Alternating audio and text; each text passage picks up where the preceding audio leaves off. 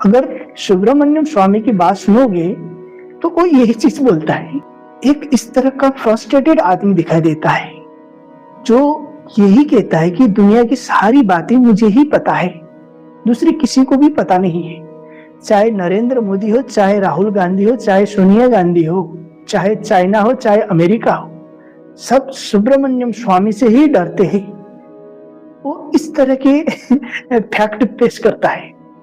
किसी फैक्ट से ज्यादा एक फ्रस्ट्रेशन दिखाई देता है।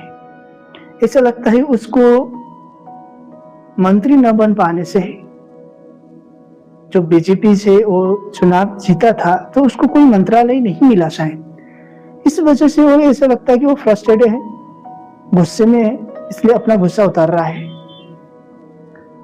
बात यही, वो हर चीज में यही कहता है कि मेरे से तो चाइना भी डरता है, मैं तो सब कुछ जानता हूं। चाहे सोनिया गांधी हो, चाहे राहुल गांधी हो, चाहे नरेंद्र मोदी हो, चाहे योगी आदित्यनाथ हो, चाहे अमित शाह हो, ये सब मेरे से डरते हैं या कांपते हैं। उसका लॉजिक यही होता है। और एक समय बंगाल में जाकर ममता बनर्जी को असली हिंदू कह रहा था, कभी भी कुछ भी बोल देगा कहीं भी जाकर। सुब्रमण्यम स्वामी की खुद की बेटी ने एक मुसलमान से शादी की है। जब इसको पूछा गया तो बोलते वो तो कट्टर हिंदू थी। हिंदू होने का क्या? बोलता कि आर्य समाज के अनुसार शादी की थी। यहाँ तक कि आर्य समाज में की हुई शादी हिंदू मैरिज एक्ट अनुसार रजिस्टर्ड होती नहीं।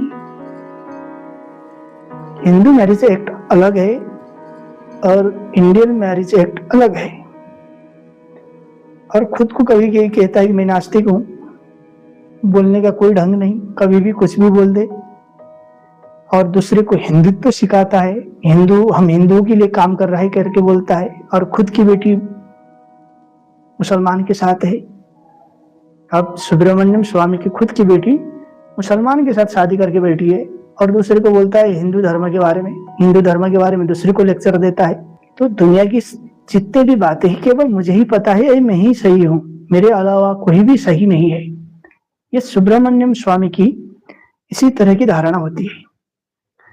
आप देखेंगे तो एक ये हुआ सुब्रमण्यम स्वामी, एक अवध ओझा, एक नीतू सिंह, एक विजेंद्र मसीह भी। इस तरह के लोग जो होते ये दुनिया के सर्वज्ञानी में खुद को देखते हैं।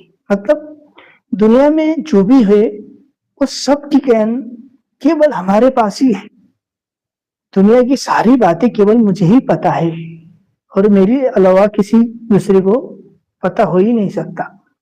जैसे अपने यूपीएससी टीचर रहते ना, अवध ओझा, इतना झूठ बोल के जाएगा फिर भी बोल देगा कि केवल मैं ही सही हूं।